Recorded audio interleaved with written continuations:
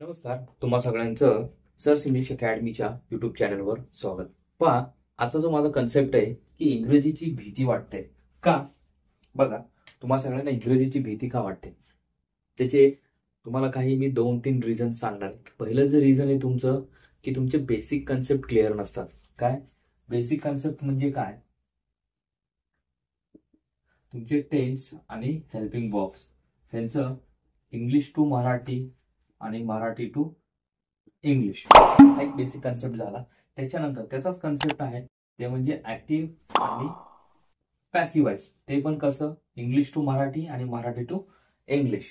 म्हणजे बघा, टेन्स आणि हेल्पिंग वर्ब्स त्यांचं ऍक्टिव्ह पॅसिव्ह ते पण इंग्लिश टू मराठी आणि मराठी टू इंग्लिश.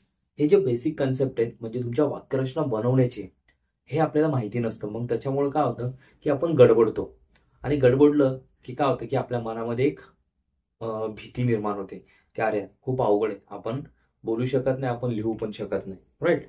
मग त्यासाठी तुम्ही काय करा, माझा एक चॅनल आहे ग्रामरचा, नाव आहे अतुल सर ओनली.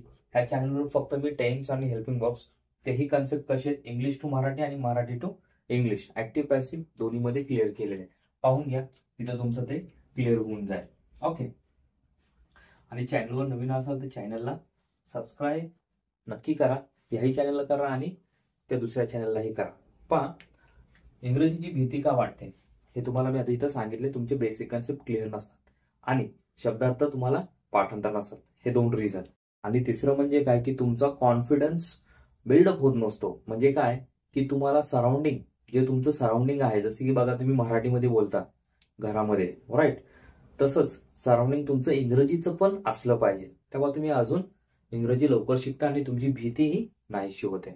पहा, पहिलं आजच्या ह्याच्यामध्ये काय तुम्हाला वाक्यरचना सांगणार एकदम सोप्या, जे की तुमच्या रोजच्या वापरातले तुम्ही ते पाठ करा आणि आहे तसंच तुम्ही बोला. ओके. जसे की बघा, my shop is on the main road.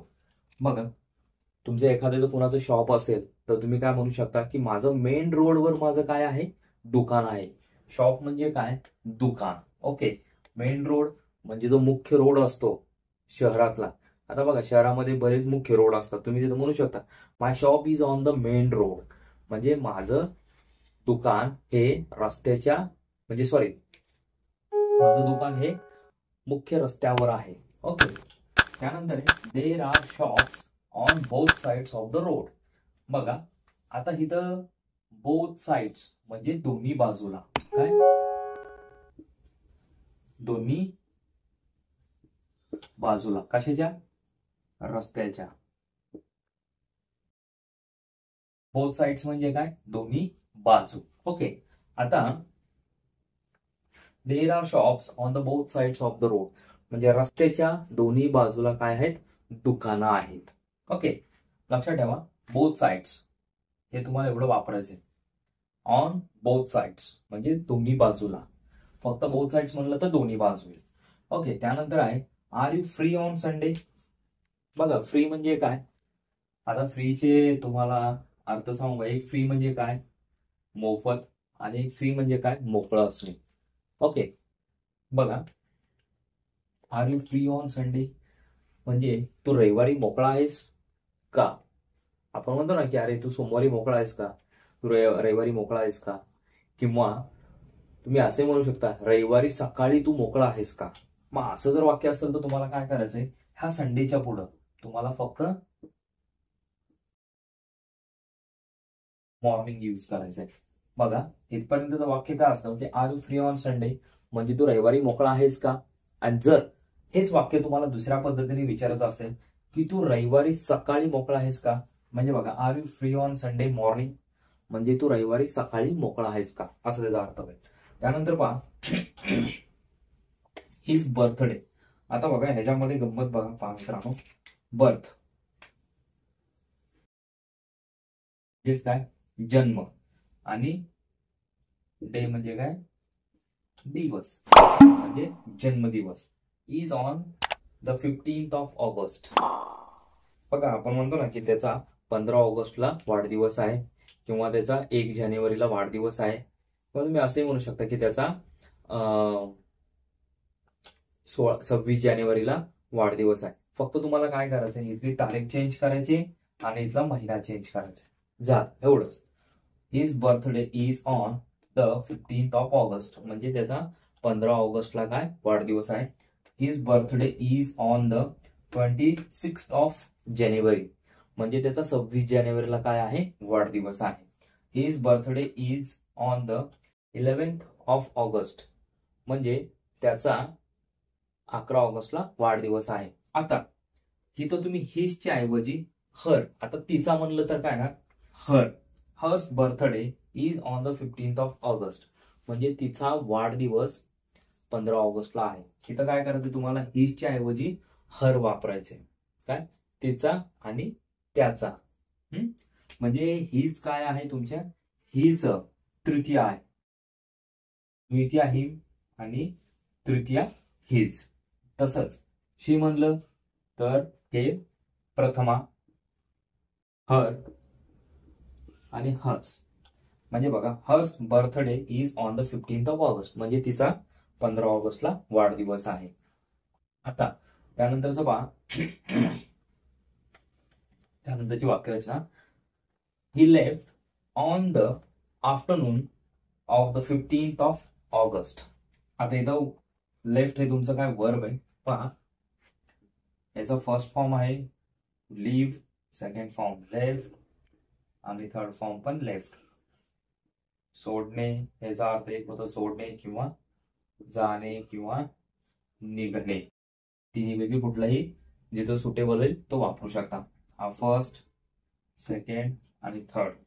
बघा, he left on the afternoon of the 15th of August, म्हणजेच तो 15 ऑगस्टच्या दुपारी निघाला. आपण म्हणतो ना की तो त्या दिवशी दुपारच्याला निघाला, हे की नाही. म्हणजे he left on the afternoon on that day. Okay, किंवा तिथे तुम्ही असे म्हणू शकता ऑफ दॅट डे, म्हणजे त्या दिवशी तो दुपारी निघाला. ओके, आता इथं काय घेतले, मी तारीख घेतली, म्हणजे he left on the afternoon of the. आता हे तारीख तुम्ही चेंज करू शकता आणि महिना चेंज करू शकता.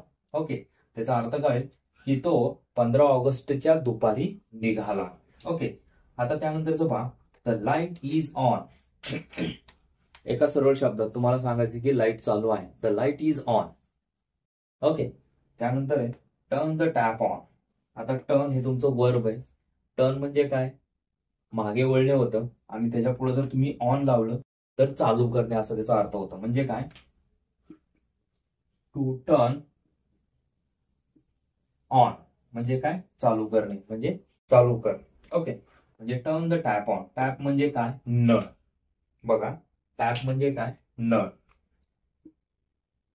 टॅप म्हणजे नळ आणि बहुरा पण होतं. ओके, सॉरी, ते टॉप होतं. हे टॅप म्हणजे नळ, सॉरी.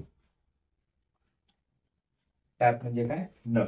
म्हणजे टर्न द टॅप ऑन म्हणजे काय, नळ चालू कर. त्यानंतर is this the on switch. बघा, तुमचं बटन चालू आहे तर तुम्ही काय म्हणता, अरे ते बटन चालू आहे का. मग त्यावेळेस तुम्ही ती वाक्यरचना वापरू शकता, is this the on switch, म्हणजे हे बटन चालू आहे का. अशा वेळेस तुम्हाला ती वाक्यरचना वापरायची. पहा, याच्यामध्ये मी तुमचे बऱ्यापैकी कन्सेप्ट क्लिअर करून दिलेत. आणि इंग्रजीची भीती अजिबात बाळगायची नाही. ह्या ज्या वाक्यरचना तुम्हाला ज्या पद्धतीने सांगितले त्या पद्धतीने तुम्ही बोला, वापरा. आणि ह्या ज्या वाक्यरचना आहेत ह्या नेहमी तुमच्या रोजच्या वापरातल्या आहेत. पहा, भीती बाळगू नका आणि बोलण्याचा प्रयत्न करा. आणि पुढील सेशनमध्ये आपण काही शब्दार्थांचा आपण अर्थ घेणार आहोत. म्हणजे असे शब्द की एकच शब्द पण त्याचे बरेच अर्थ निघतात मराठीमध्ये पण, ओके, आणि इंग्रजीमध्ये पण. ते आपण दोन्ही कन्सेप्ट क्लिअर करून घेणार आहोत. तर तोपर्यंत जय हिंद, जय महाराष्ट्र.